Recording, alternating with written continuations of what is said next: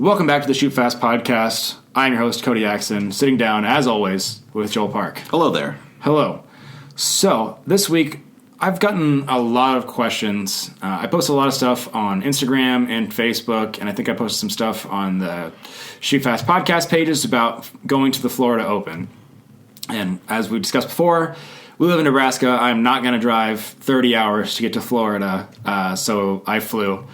And so I got tons of questions about flying with guns, flying with ammo, and everybody seems really interested in it, so we're just going to talk about it quite a bit here on the show.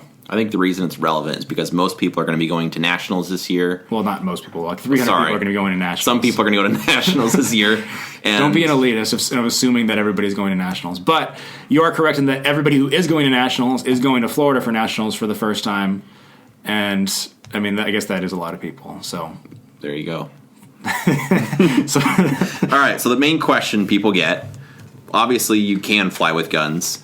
Is there a specific airline? I know people have researched it. Some airlines are good with it and some are not. Yeah, I don't know. Did you look into that at all? No. So all the major airlines allow you to fly with guns. I always would read the policies and stuff. I've flown with United and with Delta with guns. I've heard Southwest is really good too. Yeah, I don't know. I haven't flown with Southwest ever, or at least not as an adult. So every time I've flown with guns, it's been with one of those airlines. Okay. What kind of case do I use? Do you put it inside of a different piece of luggage? Yeah, so that's the fortunate thing about being a USPSA shooter versus like a 3-gun shooter, because I've seen all the posts of like the 3-gun shooters who fly to matches all over the place. It's and awful. You need like an entourage to carry all your bags. Yeah, and they've got this like giant case that like looks like you carry a dead body in it. Yeah, coffin. Yeah, and it just screams like, hey, something really expensive and important is in here. Like, I don't understand how those things don't get stolen. Well, then they cover it with like stickers for Night Force and Loophole and Glock. Like, oh, nobody's gonna know what Glock means. Let me put the sticker on the side of my luggage. Yeah, so that's pretty sketchy.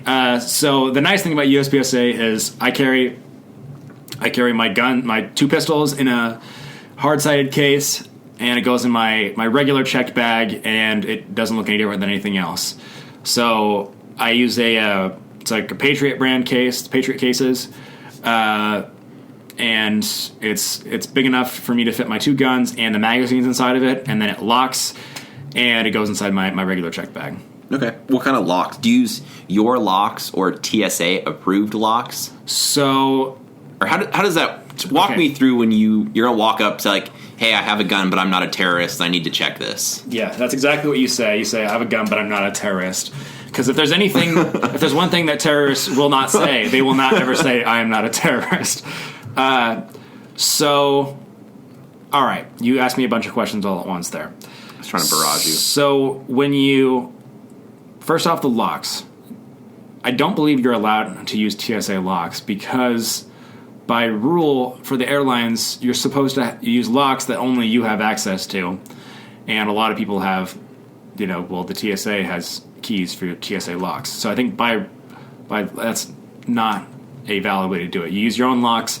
So mine are just regular old padlocks on there. So when you check in, you go up to the counter where you go check a bag. Obviously, you cannot carry on a pistol case with 2 guns in it. That will, I'm pretty sure, get you sent to Guantanamo Bay if you try and go through security with 2 pistols in a case. So do not do that. Like the Matrix movie, they walk through the metal detectors. Exactly, but not with the second half of that scene. Never mind. So you go to check your bag and you just tell them that you have a firearm to declare. Now, I've always gotten good reactions from the person behind the counter. What you probably don't want to say is, I have a gun. Yes, I'd be careful about the way you exactly. word that. Like, have your hands in your pockets and say, I have a gun. Probably don't do that. No, I walk up to the counter, I put my bag up, and say, I have a firearm to declare in this bag. And usually it's no big deal. They give you a little card to fill out, and it's a card that is you promising that your guns are unloaded, and then you put it in the bag. Did they ask to see your guns at all? So I flew with guns like back in 2004, my 04 stories. Okay. And back then you had to open the case. The guy said, like, is it loaded? Said no. And then he had me sign the card and throw it in. Is it the same thing? Do they ask you any other questions or look inside of it? This we'll get into more as we go along, but it really depends. Like every person who works the counter at airlines has had a different reaction and a different way of doing it. So I think what the proper way of doing it is they're supposed to just take your word for it, and then you put the little card that you sign that says your guns are unloaded, you put that in the bag, like on top of the case, so that way when they search your bag, back in the... Oh, it's not inside the case. Yeah, I think it should be on top of the case. However, I have had it before where they said, no, we need to open it up and look at the guns. So I open it up, and they're like, so we need to confirm they're unloaded, but I'm not going to, like, pick up the guns and, like, rack the slide on them in front of them. So I just, like, looked and showed that there was no magazines in them. I'm like, okay, and they're unloaded. And then they said, okay. And then I've had some people tell me you got to put it in the case, and sometimes you put it in the bag. It really depends on who's working the counter. I don't know what the technically correct way is, but it's been handled in different ways by every place I've been, every airline. Sounds terrible. It's not that bad. I mean, it's just you just do whatever they tell you to do, and that's it. Okay. So if they tell you to open up the case, then you open up the case. If not, then you just tell them, hey, here's the case. There's guns in there. They're unloaded. And then they say, okay. So you've got that inside of another piece of luggage. Yes. The other thing is, this has also been different at every airport I've been to. The airport in Omaha, whenever I fly out, it's always it goes back behind the counter. They bring it back to the TSA people. They usually just tell me, like, hey, just wait around here for a few minutes, and that way if they need to, like, talk to you, they need you to open your case or anything like that, they'll come out and get you. And in Omaha, they've never taken me back anywhere and made me, like, actually open my case or anything like that. The worst I've ever been to was the Atlanta airport, because they made me take my bag. So I checked my bag, but then they gave me my bag back. They said, okay, you got to go over to this door, like, ask for Willie, and Willie's going to search your bag, and you're going to stand there and do it. So this is on my way back, too. So I've got, like, dirty underwear in there and stuff, and the guy like, puts his rubber gloves on, and I stand there while he goes through my whole bag, and then I think he had me open my case, and he looked at my guns, but it's like he didn't pull them out and check they're unloaded, and he just looked like, okay, those are guns, and then closed the case again.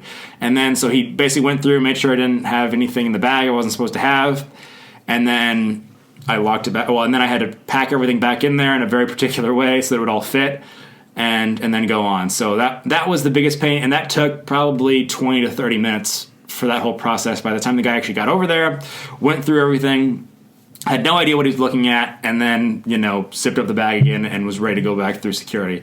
So that was a problem because that made me run really close to catching my flight.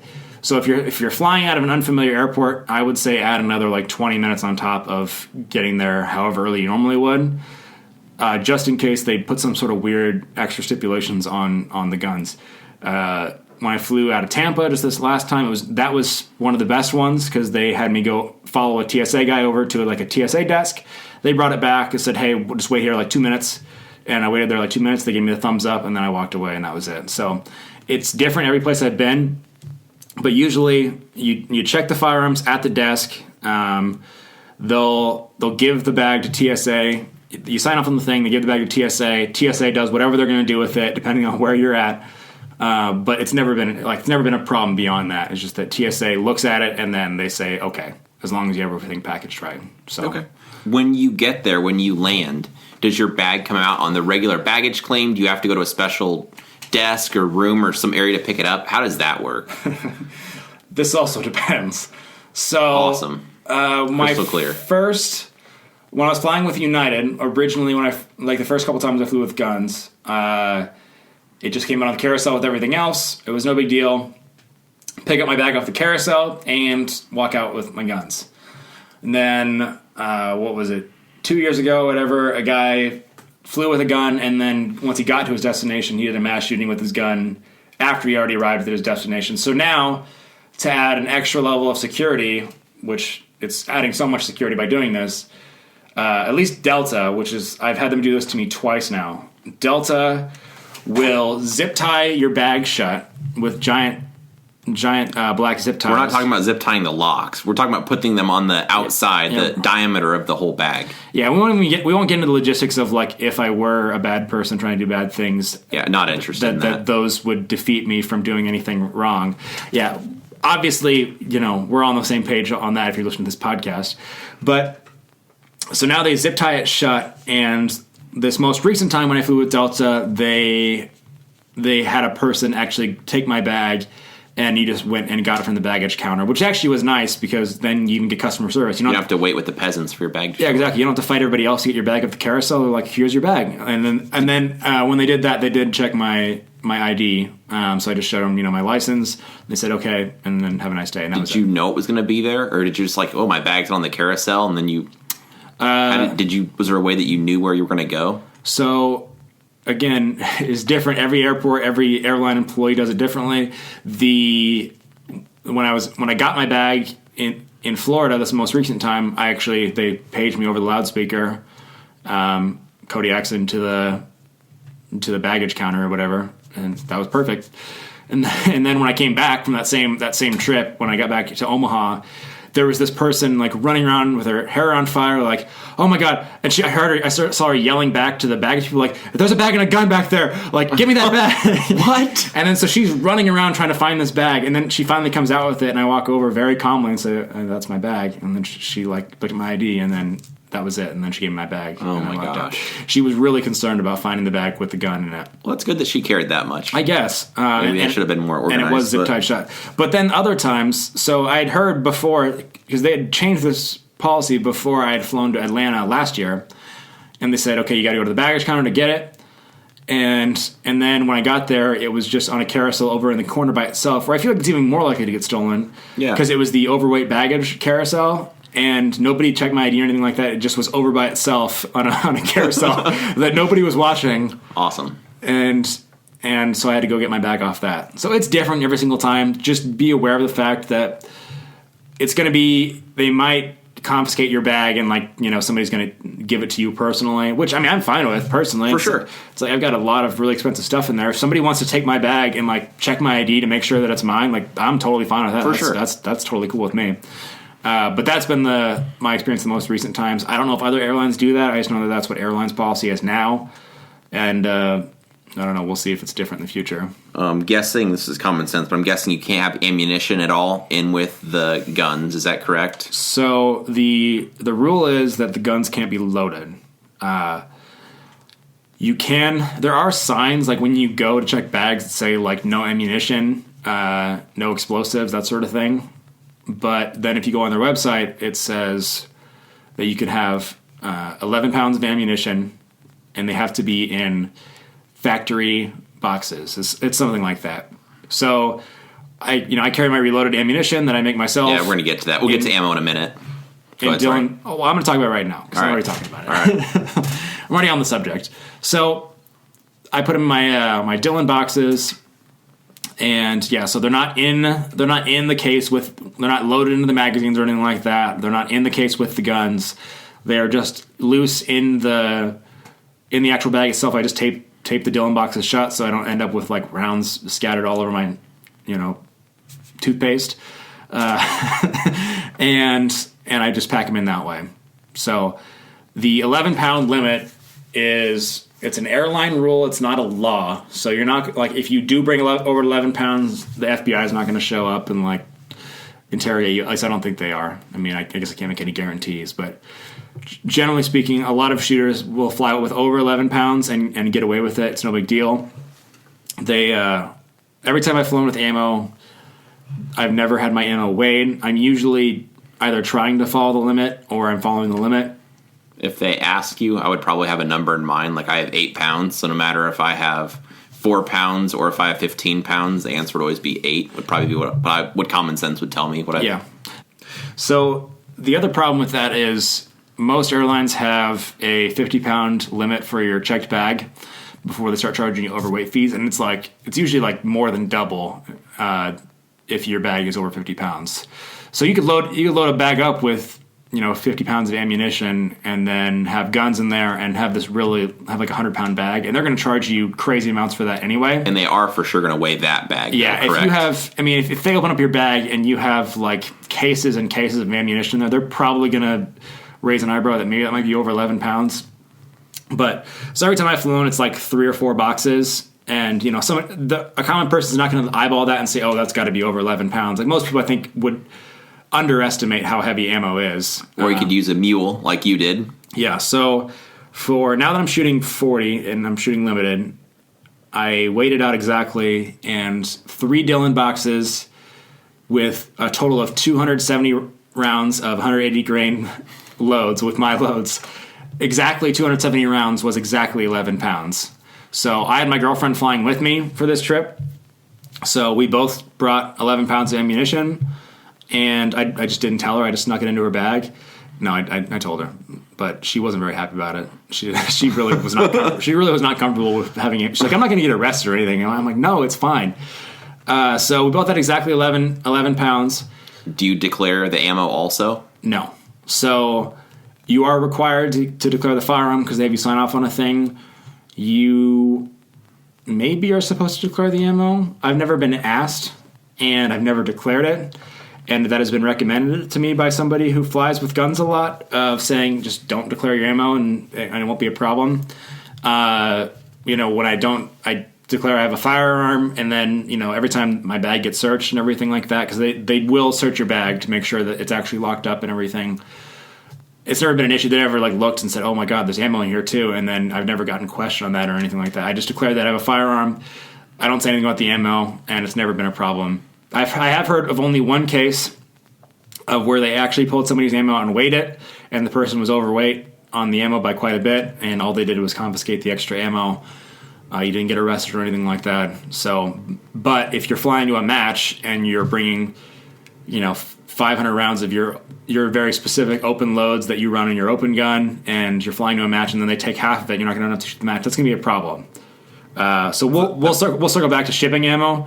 But so far, I have not done that. Every match that I've flown to, I either brought enough ammo where I was able to still make the bag weight. I have flown with more than 11 pounds of ammo, and I've never been caught for it. But the problem that you start running into, like I started to talk about, is the overall bag limit, because my gun case, my ammo, if I put like shoes or my shooting belt, that stuff all adds up really fast, and you can get up to that 50-pound weight limit pretty quick. So what I've started doing is I bring like a rolling carry-on with all my normal vacation stuff, and my check bag has just my gun stuff. Like I'll put like my range shoes, I'll put my ammo and my gun case, and basically just my range stuff will go in one bag.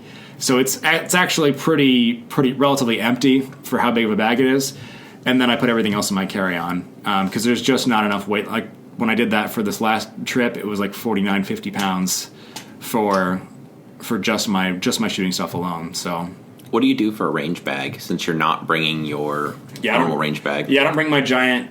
I would not recommend, like if you have like a backpack style range bag, I would not recommend bringing that as a carry-on, because you probably have a bunch of like unburnt powder all over the outside of loose bullets rattling around somewhere. Loose bullets, like a magazine in there, like a screwdriver. Like there's going to be something in there that they're not going to be happy about, and you might get questioned about. And if like a bomb-sniffing dog smells your bag that's covered in tight group, they might have a problem with that. I don't know. I would just prefer not to ever bring like your full-time range bag with you as a carry-on. So what I did this last time that worked out really well that I'll do in the future was I brought a backpack. It was just a regular school, like my college book bag, and I just put that in my checked bag. So I was completely empty.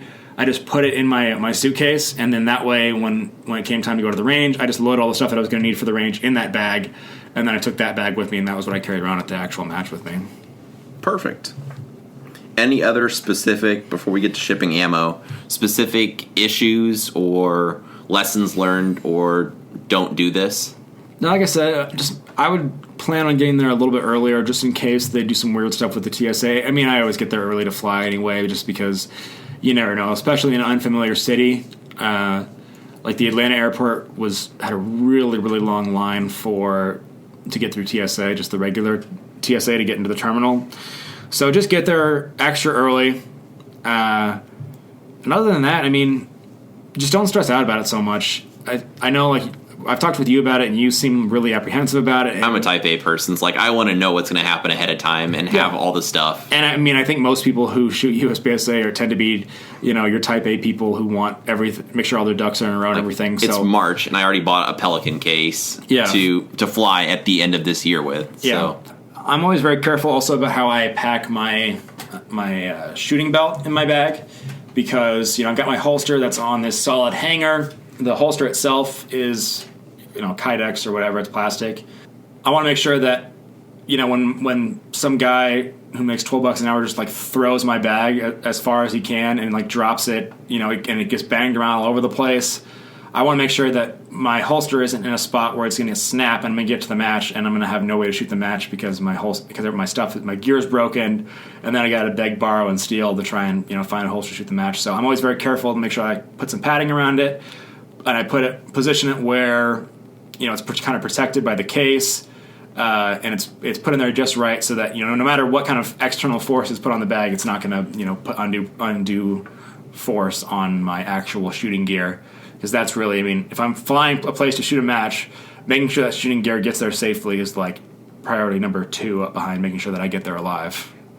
Maybe it's priority number 1. I was going to say priority number 1. I was just giving you a minute. What about shipping ammo? I have heard of a horror story I saw on Facebook where someone had shipped ammo to the match. They'd waited till the last minute. UPS lost it.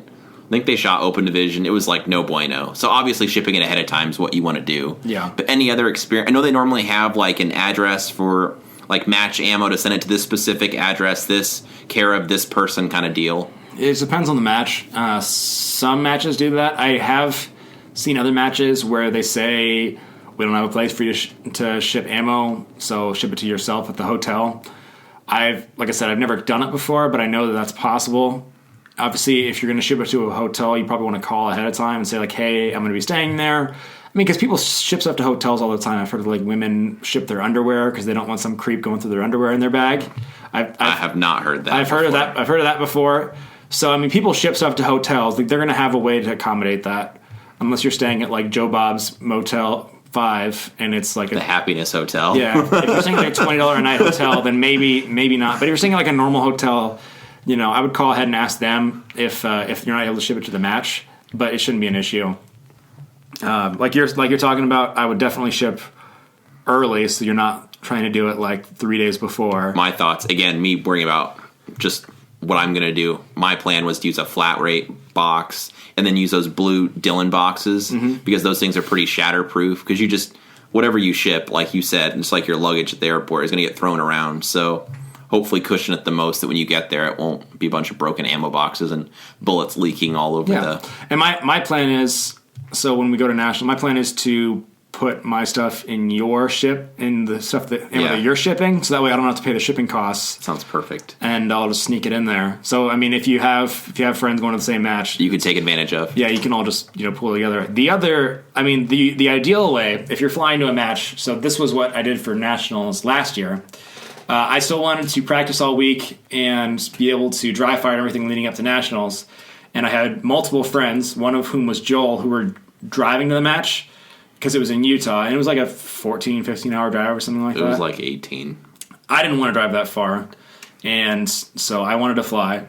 And so I just gave my range bag with everything except my gun and I think my belt to Joel to ship across state lines. And I had to hope that nothing bad happened to him. Not because I cared about him as a person, but because I wanted to make sure that my guns got there, or that all my accessory stuff got there safely, which it did. So if you happen to know somebody who's driving to the match, I would do everything I can to try and beg for space in their transport. Yeah, for sure. So really, the last priority would be shipping, or the last option would be shipping ammo. I haven't done it yet, and hopefully it goes well this first time I try it. So we'll see. I think the key that I'm taking away is just don't think about this stuff at the last minute. Yeah.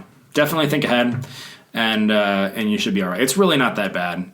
People will get really worked up about it, but it's like maybe it takes you an extra 5 minutes, 5-10 minutes, unless it's a place like Atlanta. takes you maybe an extra 5-10 minutes to check in your bag, and it's no big deal. It's really not. All right. Well, moving on. One of the questions we got on Facebook, and even one of my buddies IM'd me earlier today, was just what's in your range bag. I think, it's for the most part, you all assume we have the same stuff. So, like making a list, I've got the normal crap where I've got a timer, I've got a couple boxes of brown pasters. I always have 2. That way, I just assume whatever one I'm using is going to get used up. So I've got an extra white pasters, stapler, extra staples, maybe a screwdriver with some extra bits, sunscreen. But what do you bring outside of the normal crap? Or what is there anything that you think that people maybe don't bring that they should be bringing? I always bring like way more water than I think I'm going to drink. Especially the matches, when I'm going to be out there all day. I always bring if it's local, I bring my full-sized like giant barbecue style cooler. Yeah. And I bring like 20 waters because I don't want to be thirsty at a match, and there's a good chance that there might be somebody newer on my squad, or maybe one of my friends just didn't think ahead enough. Or a lot of times brand new people don't think about these things, so I always bring more water than I think I'm going to need, so that way I have enough to share with other people. That's one thing that I think people don't think of. Other than that, so if we're talking about a regular practice session, I've got all the regular stuff. I've got my stapler, my timer, my hearing protection, my eye protection, my belt, magazines. All the stuff that you use to normally shoot. I use Pro Grip when I shoot, when I dry fire. I use it all the time, so I always have Pro Grip with me because if I shoot without it, it feels weird. I don't like it. So I always have at least 1 bottle of Pro Grip, sometimes 2, just in case one's running low. One is none, 2 is one. Exactly. It's all about having redundancy for certain things, and I think anything that you run out of, I always like to have extra. So I also always bring ammo cans. I just leave them in my car anymore. So I always have an ammo can that starts off with 1,000 rounds in it, and I just leave it in there until it's gone. If I've already done a practice session with that ammo can, and I think I might finish it out that session, I'll bring another one, even if I'm not going to necessarily need it for sure. I'll just bring an extra one. That way I don't run out of ammo before I had planned on it. And I keep more ammo than I think I'm going to need at all times. And I like to just bring more than I think I'm going to need of pretty much everything. So that includes like a rain jacket, a light jacket. I just leave that crap in my car. Even if it's not going to be raining, I just leave one back there just to have it. Yeah. Another thing that I always bring, especially to matches, that I think people forget a lot is a towel. Yes. Like just a regular old towel. Like it can be a shop rag or like a hand towel, anything. Obviously you don't want to bring your embroidered towels you got for your wedding or something Sweet like that. 16 CA embroidered hand towels. Yeah, you don't want to bring your embroidered hand towels, but like a towel that you don't mind just getting crap all over. And I use that for tons of stuff. So if it's hot, I'll be wiping sweat off with it, and I'll clean my glasses with it. The towel gets, it gets thrown around and everything, but I'll wipe my shooting glasses off with it, wipe sweat off. If my gun gets really dirty, just the outside, then I'll wipe the outside of the gun off. Especially for cleaning mags, if it's a real dusty range where you need to clean mags after you drop them. I think a lot of people have a mag brush, and some people have a mag brush that lives in their range bag to brush out the inside of the mags, but then they don't bring anything to brush off the outside of the mags, which is anything that's just as important to make sure the outside isn't all covered with whatever. And if it's muddy, that can be a real problem. So having a towel is a major staple item for me. And that's why I asked you, even if it was dirt or what it was in Florida, because like St. George last year, anytime a magazine hit the ground, I automatically took it apart. I mag brushed it. I wiped off the faller and spring just with the towel, wiped off the outside. Yeah, St. George is a desert, so it is dusty as all can be. Because that crap could ruin your match. If the faller got stuck in the middle of a magazine or something like that, it could be horrendous. Absolutely. I also, just in my car, in addition to having an ammo can, I pretty much always have my target stands in my car, and they bang around it constantly. It's really annoying, but I'm too lazy to unload it between practice sessions. Yeah, we've already established. It's work enough for you just to thread your belt loops with the inner belt. So, exactly. Of course, you're not going to take target stands in and out. So I always have target stands, and then I have like a little box where I keep, like my stapler will usually live in there, my my pacers, any kind of extra stuff like an extra screwdriver, like training books. If I have any drill books or anything that I want to use, they just stay out there, and I just don't ever take that stuff out because I might pull it out when I need it at the range. Another thing I keep in my range bag, but I don't see that many people do, but to me it's a no-brainer, is just bring like mechanic-style gloves, especially if you're at a match where there's going to be a lot of falling steel or any steel for that match. You don't want to get paint all over your hands. And so you get falling steel. Some guys go up with the spray paint, just hoses the front of that thing, so it's just dripping in paint. Mm-hmm. And then you go to set that up. You got paint all over your hands. You're going to get on your gun, whatever. I always just have a separate pair of just mechanics gloves just for resetting steel. Yeah, or Texas Star. Plus it ruins your manicure, and yes, your delicate hands will get all messed up. So or on steel you get cut up potentially, or there's a sharp edge, whatever. Yeah, I mean I joke, but I don't bring gloves to matches. Every time you don't reset stages, but for people that do reset stages. Now, every time I see Joel with those gloves on, I'm like, man, I really should get a pair of those, and then I never do. They're like $10. They're super handy. I can't afford that. I'm too busy spending my money on bullets. How many bullets could I get for $10? Exactly. Do the math. Enough to make it not worth buying gloves. But no, I mean, when I'm being a competitive shooter, I do find myself acting like a hand model sometimes, where like I don't want to do anything that's going to overtax my hands.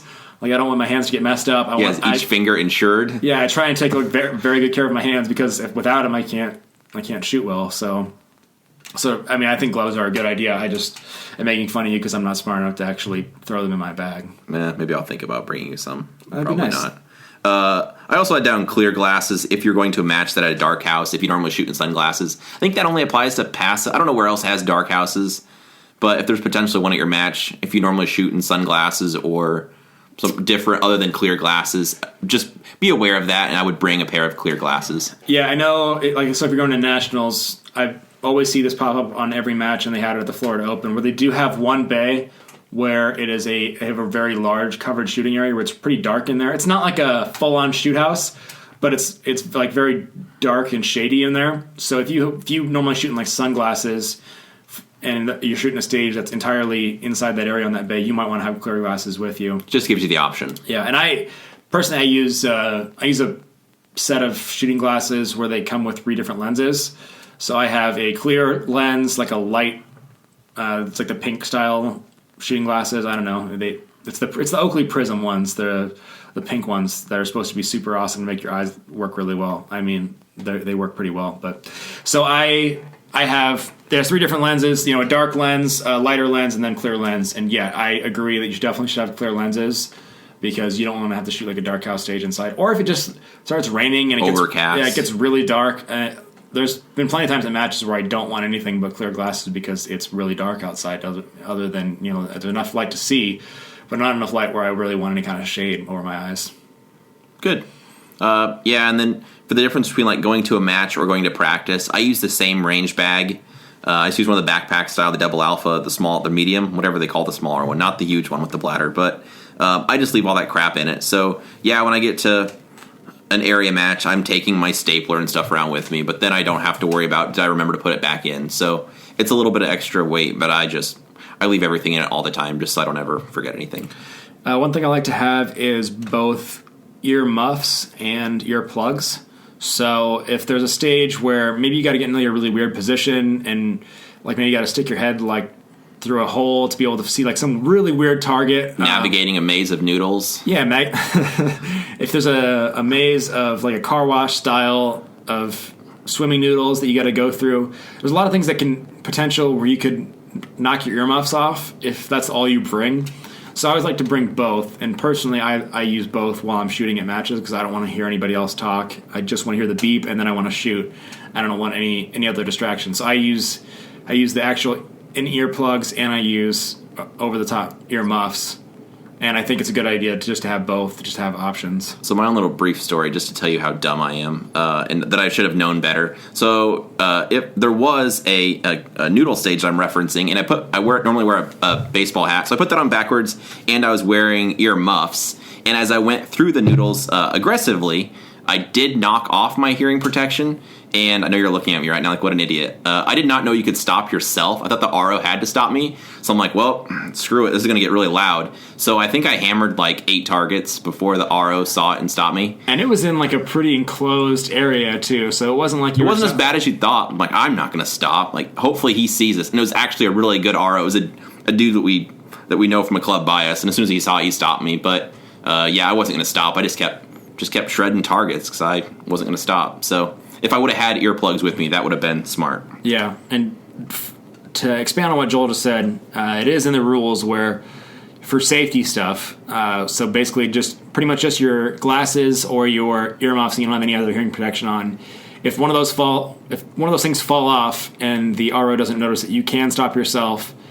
And I do believe you're supposed to get a reshoot. You did. I did. Yeah, yes. You did. And even if you stop yourself, you're supposed to get a reshoot for this because it was an accident and it's for a safety reason. Do not have a bad stage and throw off your earmuffs and toss them on the ground. Yeah, that would be a DQ for unsportsmanlike conduct because they know. Like if you all of a sudden had like you went to war with steel at the beginning of a stage. Slide lock reload. And it went really bad. And then all of a sudden at the end of the stage, all of a sudden your hand comes up to the top of your head and knocks your hat off, and so it takes your earmuffs with it.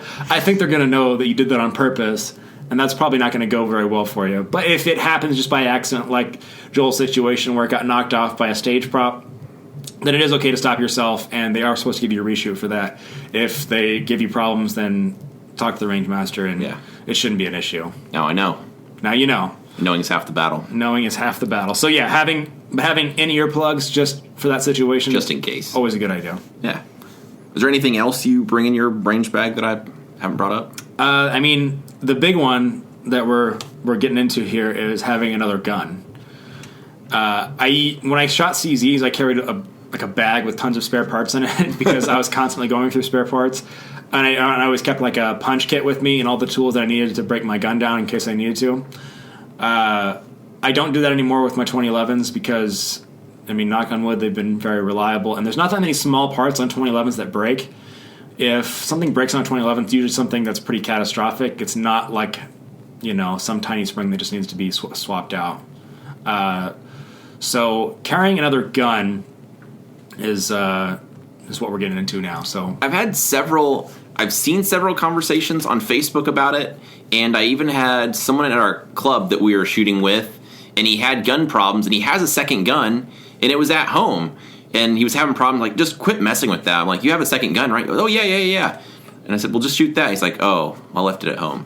So I think there's a lot of different, this was one of the topics I wanted to just briefly go over, because I've seen some people say maybe they alternate guns to keep the wear on them evenly, maybe just use your one gun that you like the whole time, and if that breaks, then switch.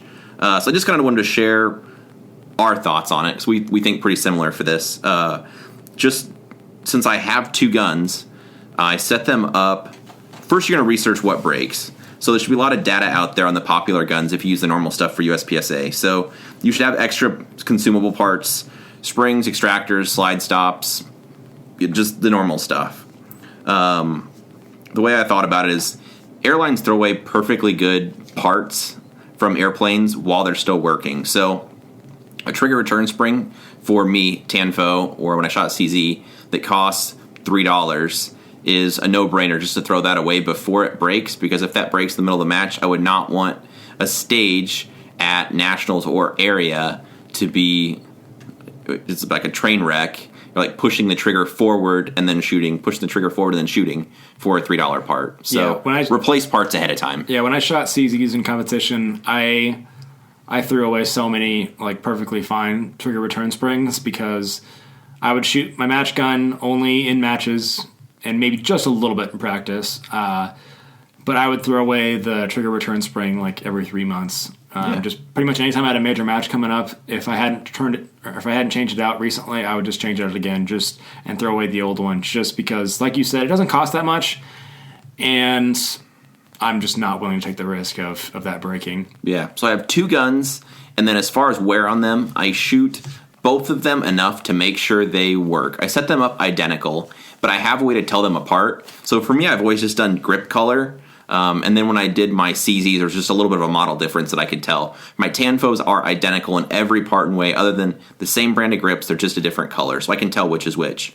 I shoot them both, let's say 3,000 rounds or so, until I know they both work. Maybe one, I have a preference that I like better. That one's going to be my match gun. So if maybe the trigger's a little bit better, the reset, or because as close as you try to get them, even with the same parts, they're never going to be truly identical. Yeah, and for you, and talking about your Tanfolios, you got both of those pretty much at the same time, right? Like within a month apart, yeah. Yeah.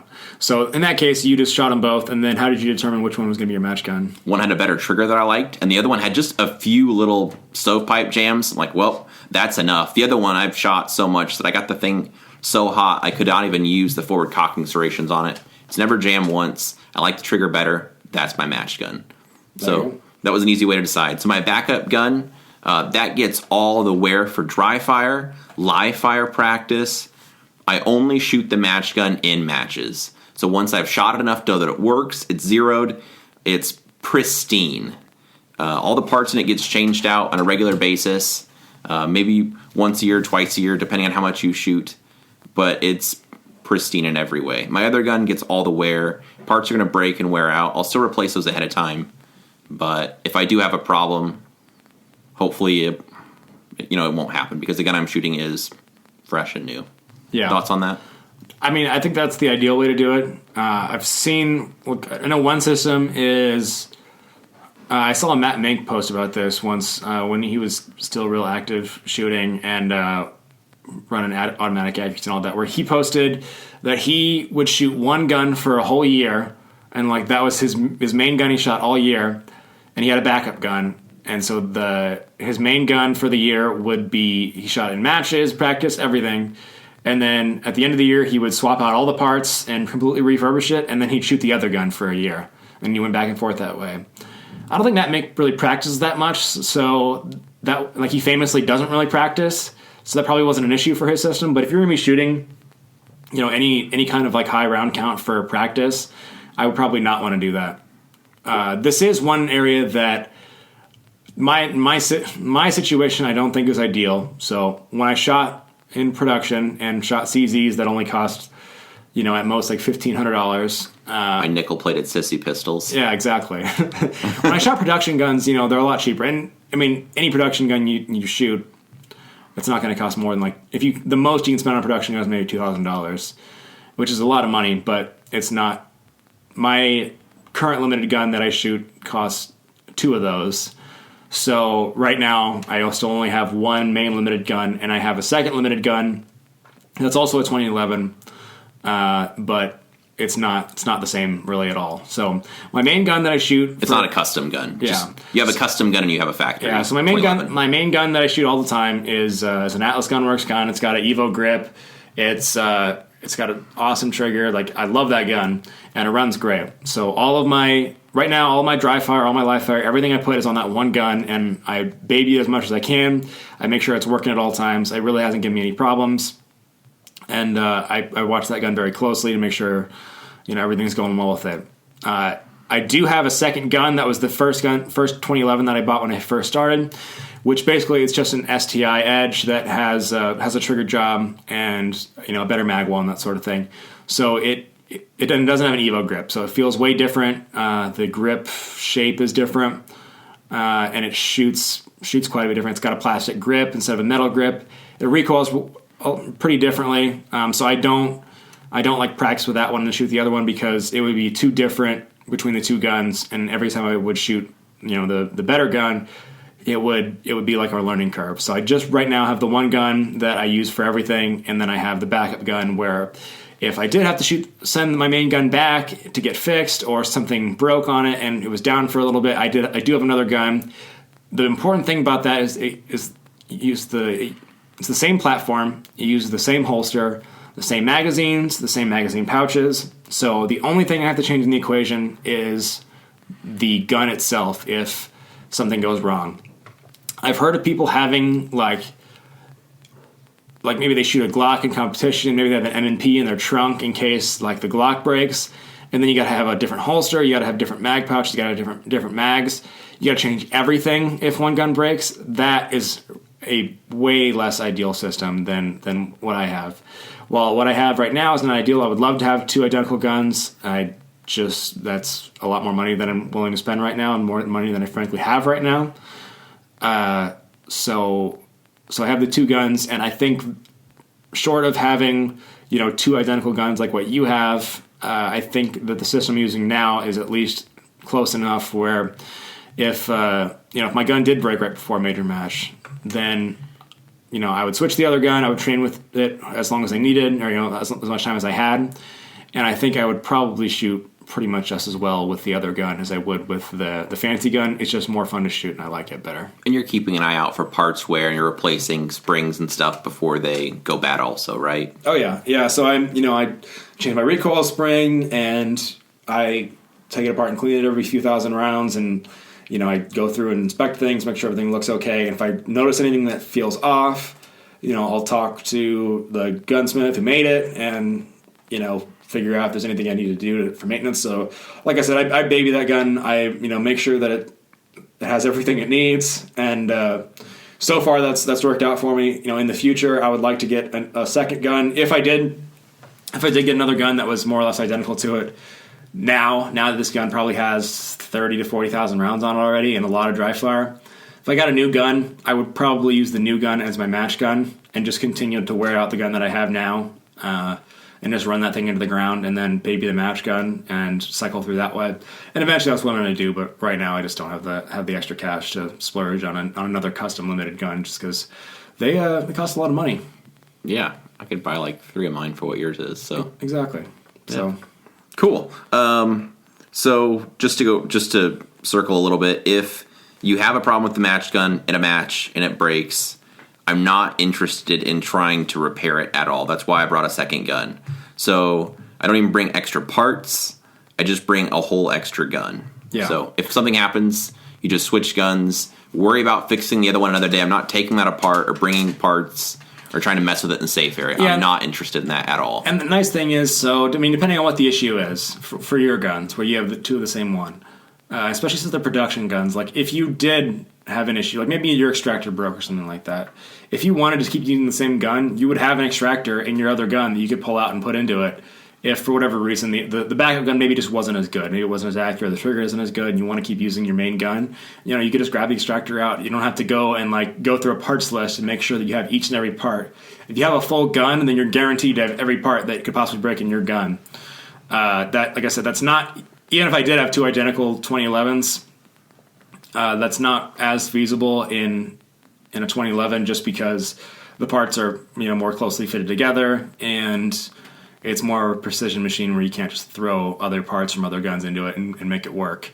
So that's the nice thing about having a full other gun, because I'm not a gunsmith. I'm not going to be able to take a file and fit an extractor at the safety table. I mean, I know there's tons of guys who can do that. That's not me. So if something goes wrong with the gun, that would really suck. If my main gun broke in the middle of a match and I'd have to switch to the other gun without practicing with it at all. That's why it's really not an ideal situation. But if that happens, that means my gun broke in the middle of a stage and I'm probably screwed anyway, and I'll just do my best for the rest of the match with the gun that I haven't practiced with. But at least it does feel more or less the same. It's just not quite the same. And then the other method I do is if something breaks, so I've already been breaking trigger return springs on my Tanfo. If I break one of those, instantly both of them get replaced. And you had a similar with your slide stop for CZs. I don't know if it's a problem with 2s, but with Shadow 1s, this was Cody's deal. Yeah, it was I was breaking those all the time. I did too. I broke tons of them. So like I said, my match gun got way fewer rounds in it than my practice gun. So, I mean, it's a production gun. You can just switch out slide stops. They're not really fitted. You can just throw them in there. It's fine.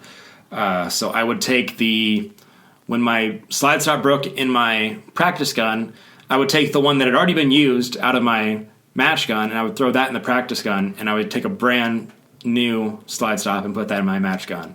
That way I knew I was always keeping my match gun fresh with brand new slide stops that, at max would maybe get 5,000 rounds on them before the other one would break, because the other one probably got, 4 times as many rounds on it. And so when that one broke, my match gun got a brand new slide stop. The workhorse gun, got a slightly used one, and then when that broke in practice, it wasn't that big of a deal, and I just keep cycling through them. And I always take both guns even to practice, so I can always shoot while I'm at the range. Yeah. So I had it happen. This is before I bought a second CZ. I had it happen where my rear sight broke on my gun because it was an adjustable rear sight. It's not a particularly well made adjustable rear sight that came on the gun that the CZ was making at the time. I don't think they use the same ones anymore. The screw broke on yours, I think. It was the pin broke on it, but it doesn't matter. The thing broke where it was no longer usable. Like my rear sight was no longer working at all. So pretty much I couldn't even practice anymore with the gun because I couldn't aim with the gun, and there's not a lot of practice you can do with a gun that has no sights on it. Like it's not that productive. So I basically just like shot a few more rounds, and then I just had to put my gun in my bag and take my ball and go home. Where once I had a second gun, I always brought the two guns with to the range, whether it was practice or match, didn't matter. Same thing now, even with my my gun that I don't like as much, that I don't ever shoot. I still always bring that with me to the range at all times. That way, if I got 100 rounds into a practice session and my main gun just blew up or something like that, and I wanted to keep practicing, then I could keep practicing because I'm going to spend all this time going to the range, and I'm going to get my time's worth because I'm not going to waste my time of going to the range and not actually practicing. So what if you just have one gun? Because obviously it is not everybody does their finances. Not everybody budgets based on the putting shooting first. So yeah, that's true. What if you just have one gun? I made just a list of stuff, just things to think about. Because two guns is expensive, but like I said, replacing known parts on a regular basis. So, like on my match gun, literally everything, including the recoil spring and the mainspring, I've already thrown in the trash can this year. The stuff was probably fine. I don't care. Threw everything away, 100% new springs. So doing that stuff on a regular basis. For a CZ, if you have a match slide stop and then a training slide stop, if you have a model that kind of thing's an issue. So I had a part that I knew was going to break, and I would rotate them out. So you're doing your best to keep parts fresh. Trigger return springs, again, my experiences are to production guns, but I would pitch those every couple months before a major, just so I knew I always had a fresh spring in there for peace of mind.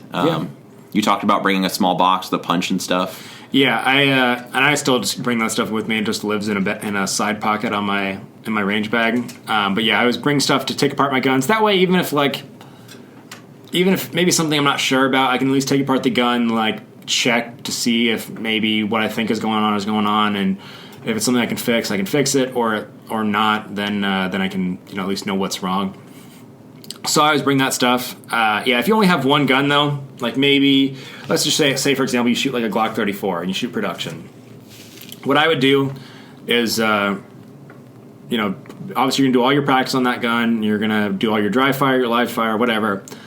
Just baby it as much as you can. I mean, like you're talking about, maintain it. Yeah, throw away parts that don't need to be thrown away and replace them. Springs, whatever. Just everything. Just keep it as fresh as possible.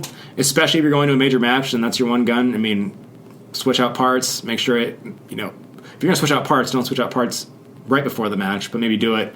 One practice session out. So you switch out the parts, you go shoot it one more time, and then you clean it, and then you're good to go.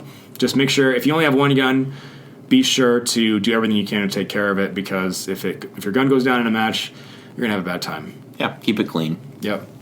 Perfect. And at the end of the day, don't lose sleep over it, because I could put a brand new extractor in my match gun, and in 2,000 rounds, the front, the claw shears off, and it's just a bad part. The metal, whatever, was bad that they made that up. That stuff just happens. Yep. So, yeah, I mean, I had an extractor completely shear off in a match before. That actually happened to me, and there was nothing I could have done to prevent it anyway. It was just going to happen, and it was a defective part, from the manufacturer of the extractor itself, and that was going to happen regardless. So, I mean, what are you going to do?